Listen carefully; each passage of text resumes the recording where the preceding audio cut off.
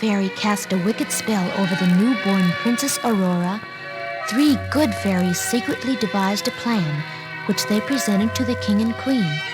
They would disguise themselves as peasant women, raise the baby as a foundling child, and live in the woodcutter's cottage deep in the forest. Surely the evil fairy, who never understood anything of love or kindness, would neither suspect nor find them there.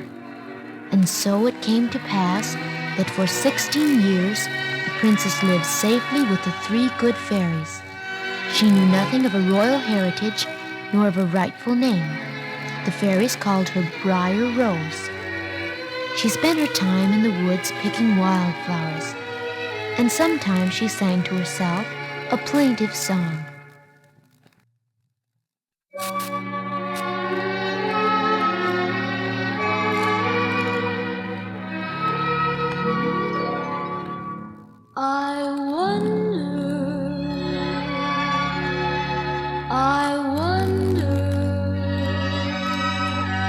I wonder why each little bird has a song.